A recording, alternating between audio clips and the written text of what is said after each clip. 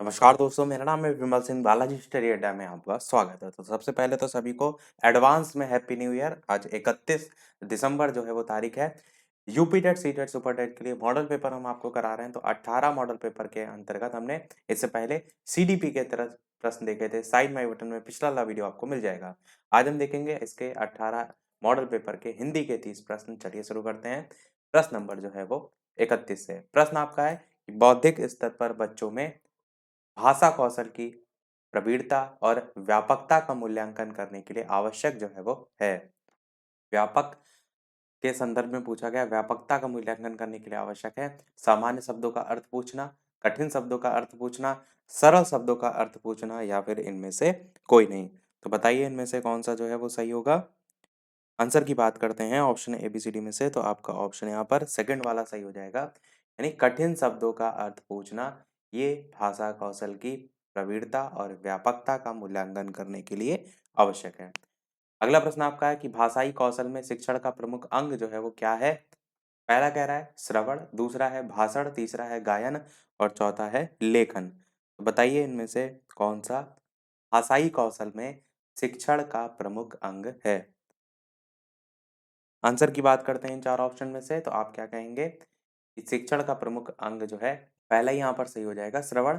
बाकी मैंने LSRW काफी बार आपको बताए भी हैं। क्रम भी उनका पूछ लिया जाता है, वही क्रम से आपका हिंदी में चलता भी है। Listening, speaking, reading, writing. अगला देखते हैं, मैला आंचल के रचनाकार कौन है। ये प्रश्न पिछले वाले वीडियो में हमने पूछा था। तो राजेंद्र प्रसाद बेदी, गुरदयाल सिंह, फणीश्वर नाथ रेणु, भैरव प्रसाद गुप्त। बताइए कौन सा इनमें से सही होगा। आंसर की बात करते हैं इन चारों ऑप्शन में से, तो आपका ऑप्शन यहाँ पर फणीश्वर नाथ रेणु सही होगा। मैला आंचल जो है उसके रचनाकार। अगला प्रश्न देखते हैं, तोड़ती पत्थर कविता जो है उसके कवि जो है वो कौन है। पहला ऑप्शन है सुभद्रा कुमारी चौहान, दूसरा है महादेवी वर्मा, तीसरा है सूर्यकांत त्रिपाठी निराला और चौथा है माखन लाल चतुर्वेदी। बताइए इनमें से कौन सा जो है वो सही होगा। आंसर की बात करते हैं, तो तोड़ती पत्थर कविता पूछी जाती है, सूर्यकांत त्रिपाठी निराला जी की है। थर्ड वाला आपका ऑप्शन यहाँ पर जो है वो सही होगा। अगला प्रश्न है, व्युत्पत्ति का संधि विच्छेद आपको बताना है। वी प्लस उत्पत्ति होगा, व्यय प्लस उत्पत्ति होगा, वी प्लस उत्पत्ति होगा या वी प्लस उत्पत्ति होगा। बताइए इनमें से कौन सा व्युत्पत्ति का संधि विच्छेद जो है वो होगा। आंसर की बात करते हैं, तो आपका पहला वाला यहाँ पर वी प्लस उत्पत्ति जो है, और यहाँ पर अगर देखेंगे व्युत्पत्ति में, तो वी जो है यहाँ पर छोटी ही आ रहा है और उत्पत्ति में ऊ आ रहा है। ई और ऊ मिलकर क्या बना रहा है, तो आपका या बना रहा है व्युत्पत्ति में, और साथ ही साथ आपका ऊ भी आ रहा है। ये अगर आपसे संधि पूछी जाएगी तो आपकी जड़ संधि हो जाएगी। अगला है 86, अक्षौहिणी का संधि विच्छेद जो है वो क्या होगा। अक्ष प्लस होनी, अक्ष प्लस ऊहनी, अक्षः प्लस ऊहनी या अक्षा प्लस होनी। बताइए इनमें से कौन सा सही होगा। आंसर की बात करते हैं, तो आपका अक्ष प्लस ऊहनी सेकंड वाला ऑप्शन है सही होगा। अक्षौहिणी जो है इसका सही संधि विच्छेद। और अक्ष और ऊहिनी जो है इसमें कौन सी संधि है, तो आपकी गुण संधि है। अगला है, दिनकर में समास आपसे पूछा गया है, तत्पुरुष समास, द्विगु समास, द्वंद्व समास, कर्मधारय समास। बताइए कौन सा इनमें से सही होगा। आपको बताना है कि दिनकर में जो है वो कौन सा समास है। आंसर की बात करते हैं, तो यहाँ पर एक तो आपका तत्पुरुष समास भी होता है दिनकर में, और एक आपका बहुब्रीहि समास भी होता है। ऑप्शन में तो बहुब्रीहि है नहीं, तो आप तत्पुरुष समास के साथ ही जो है वो जाएंगे। बहुब्रीहि समास में दिनकर में हम दिन में कार्य करने वाला अर्थात सूर्य जो है, उस संदर्भ में भी इस समास का जो है वो अर्थ निकालते हैं, पर बहुब्रीहि ऑप्शन में नहीं है, तो आप तत्पुरुष समास के साथ जाएंगे। तत्पुरुष समास आपका हो जाएगा। अगला है, वक्रतुंड गणेश में समास जो है वो बताइए। द्वंद्व, दिगु, बहुब्रीहि या तत्पुरुष। तो बताना है वक्रतुंड में कौन सा जो है वो समास होगा। आंसर की बात करते हैं, जब कोई अन्य पद प्रधान होता है तो आपका हमेशा कौन सा समास होता है, बहुब्रीहि समास होता है। वक्रतुंड गणेश जी जो है उनके लिए यूज किया जाता है, तो आपका यही ऑप्शन आपका सही होगा। और समास विग्रह कैसे होता है वक्रतुंड का, तो वक्र है तुंड जो है जिसकी सुंड, तुंड मतलब अर्थ जो है उसका सुंड का निकलता है, तो गणेश जी की है, तो उसी के संदर्भ में है वक्रतुंड बोला जाता है। 39 प्रश्न है आपका, वृत्ति किसका पर्यायवाची है? जीवन, याचना, जीविका या इनमें से कोई नहीं। तो बताइए कौन सा इनमें से सही होगा? वृत्ति जो है किसका पर्यायवाची है? आंसर की बात करते हैं तो आपका ऑप्शन जीविका जो है यहाँ पर ऑप्शन थर्ड वाला सही होगा। आपका थर्ड वाला ऑप्शन यहाँ पर सही होगा। अगला है, उत्सेक जो है किसका पर्यायवाची है? मंथन, ज्ञान, जोश, उदासी। ऊपर जो वृत्ति आया था उसका मतलब तो आपको पता ही है, मन अथवा चित्त जो है उससे संबंधित होता है। अगला पूछा गया आपका, उत्सेक जो है किसका पर्यायवाची है? बताइए इन चारों ऑप्शन में से कौन सा जो है वो सही होगा? मंथन, ज्ञान, जोश, उदासी, इसका जो है पर्यायवाची है। आंसर की बात करते हैं तो आपका ऑप्शन यहाँ पर जोश जो है थर्ड वाला ऑप्शन सही होगा। तो उत्सेक का अर्थ निकाला जाता है ऊपर की ओर उठना या बढ़ना या वृद्धि या अभिमान या फिर जोश, इस सभी संदर्भों में निकाला जाता है।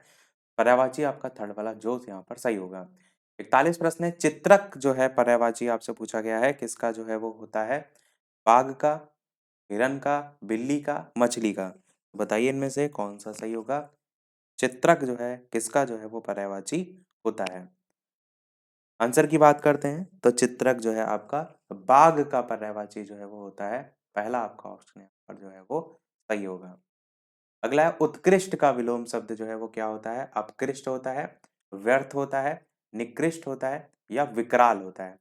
कभी भी इस तरीके से आए आपको, मतलब मिलते जुलते ऑप्शन देखने को मिले, तो सबसे पहले आपको ऑप्शन यहाँ पर काटना है, जो कि बिल्कुल भी नहीं हो सकते हैं।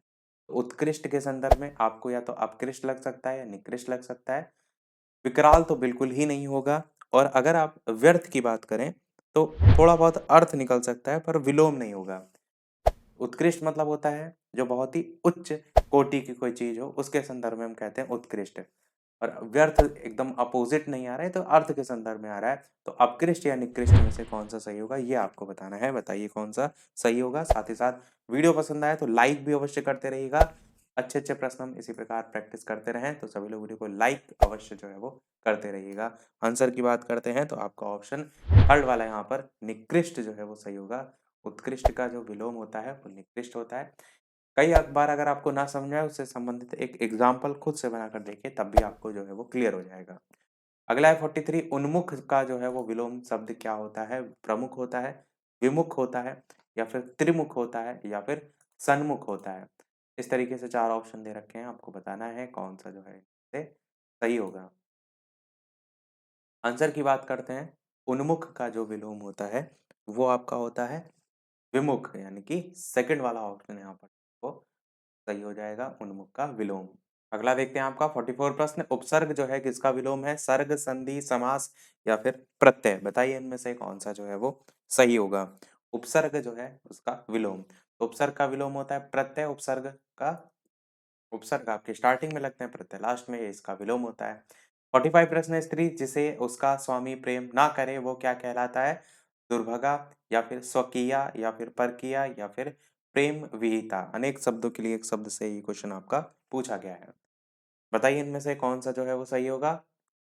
आंसर की बात करते हैं तो आपका ऑप्शन यहाँ पर पहला वाला ही, यहाँ पर दुर्भगा जो है ये आपका जो है वो सही हो जाएगा। अगला देखते हैं आपका प्रश्न 46। प्रश्न आपका है कि जो कठिनाई से समझ में आता है उसे क्या जो है वो क्या कहते हैं? दुर्बोध, दुर्जन, दुर्लभ या दुसाध्य। जो कठिनाई से समझ में आता है उसके लिए कौन सा शब्द जो है वो यूज किया जाता है? आंसर की बात करते हैं तो आपका ऑप्शन यहाँ पर पहला वाला ही दुर्बोध जो है वो सही हो जाएगा।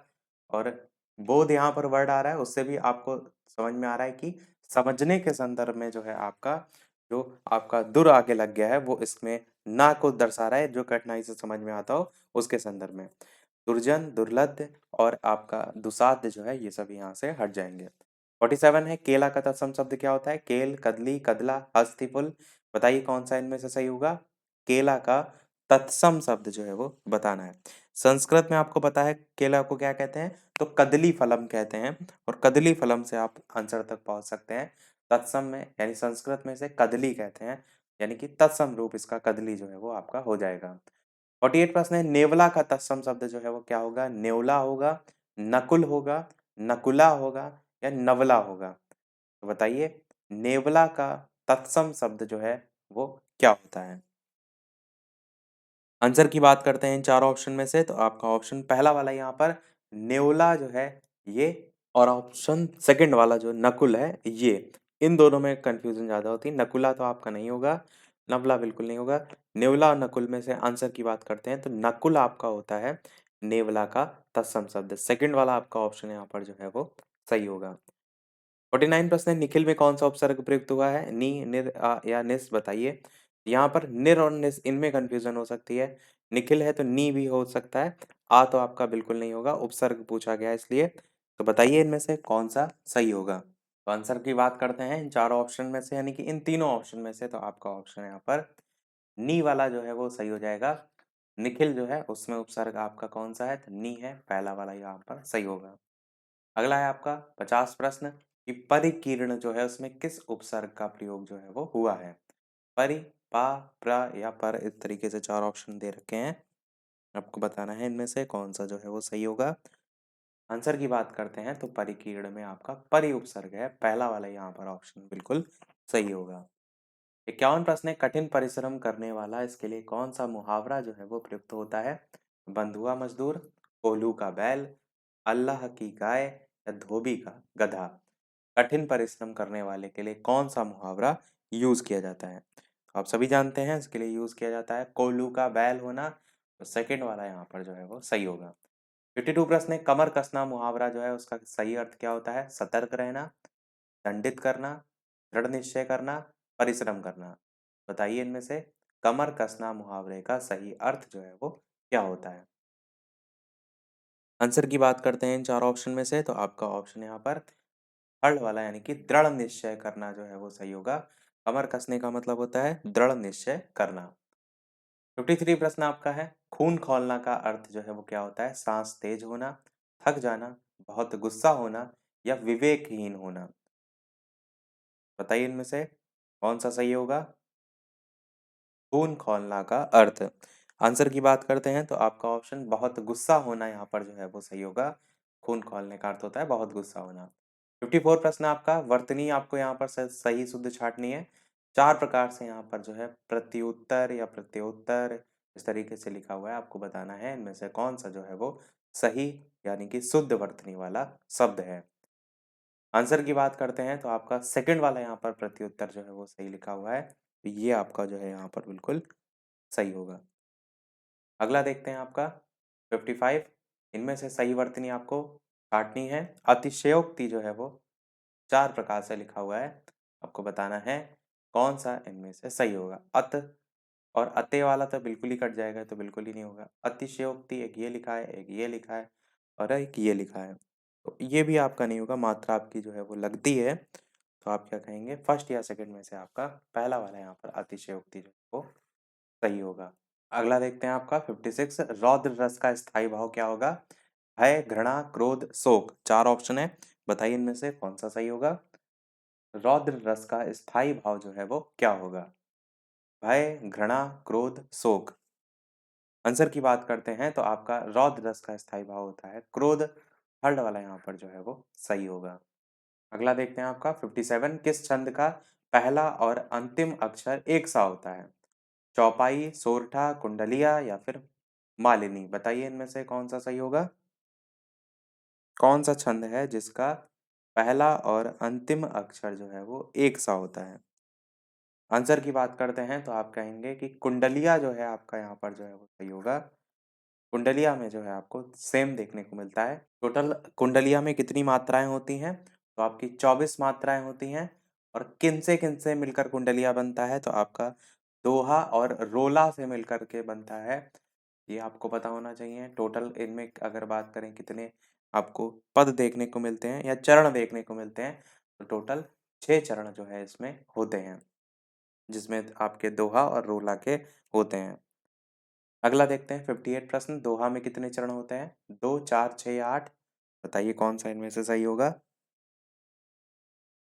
आंसर की बात करते हैं तो दोहा में टोटल जो चरण होते हैं वो आपके होते हैं 4 चरण। तो सेकंड वाला यहाँ पर जो है सही होगा। दोहा की बात करते हैं तो ये दोहा जो है आपका एक अर्ध सम्मात्रिक छंद होता है। 2 पंक्ति जो है होती हैं और 4 चरण माने जाते हैं। इसका जो विषम चरण होते हैं, विषम चरण का मतलब है पहला और तीसरा चरण। इसमें जो मात्राएँ होती हैं वो आपकी 13-13 मात्राएँ होती हैं और आपका जो सम चरण होता है यानी कि दूसरा और जो चौथा होता है, उसमें आपकी 11-11 मात्राएँ जो है वो होती हैं। तो इस टाइप से आप जोड़ सकते हैं, तो टोटल मात्राएँ भी पूछ ली जाती हैं। और जो विषम चरण होते हैं उनके आदि में इसमें जगड़ देखने को मिलता है। वो जो मात्राएँ आप लिखते हैं ना उसी से ही आपका ये जगड़-तगड़ सारी चीज़ें बताई जाती हैं। 59 प्रश्न आपका सेकंड लास्ट है। निम्नलिखित पद में कौन-सा अलंकार है? बढ़त बढ़त संपत्ति सलिल मन सरोज बढ़ जाए, घटत घटत फिर ना घटै, करो समूल कुमिलाए। रूपक, यमक, उल्लेख, विभावना। बताइए इनमें से कौन-सा सही होगा? आंसर की बात करते हैं तो इन चारों ऑप्शन में से आपका रूपक अलंकार जो है सही होगा, जहाँ पर आरोप लगाया जाता है, उपमेय में उपमान का आरोप होता है, यहाँ पर सरोज का आरोप किया गया है, तो आपके यहाँ पर रूपक अलंकार जो है वो होगा। अगला और इस वीडियो का लास्ट प्रश्न देखते हैं, इसके बाद एक प्रश्न हम आपसे भी पूछेंगे, जैसा कि सभी वीडियो में हम आपसे एक ना एक प्रश्न पूछते हैं। प्रश्न आपका है कि जलन, ईर्ष्या, कुढ़न ये सब किसके पर्यायवाची हैं? चार ऑप्शन है, डाह, प्रेम, उपासना या फिर इनमें से कोई नहीं। बताइए कौन सा सही होगा। साथ ही साथ चैनल पर नए हो सब्सक्राइब करके अवश्य जुड़ जाइएगा। वीडियो पसंद आया हो लाइक अवश्य कीजिएगा और लोगों के साथ शेयर जरूर कीजिएगा। टेलीग्राम चैनल से नहीं जुड़े हो, लिंक आपको डिस्क्रिप्शन में मिल जाएगी, सर्च करके भी जुड़ सकते हैं। आंसर की बात करते हैं तो आपका ऑप्शन यहाँ पर पहला ही यहाँ पर जो है डाह जो लिखा हुआ है ये होता है आपका इसका पर्यायवाची। जलन, ईर्ष्या, कुड़न इन सभी के पर्यायवाची।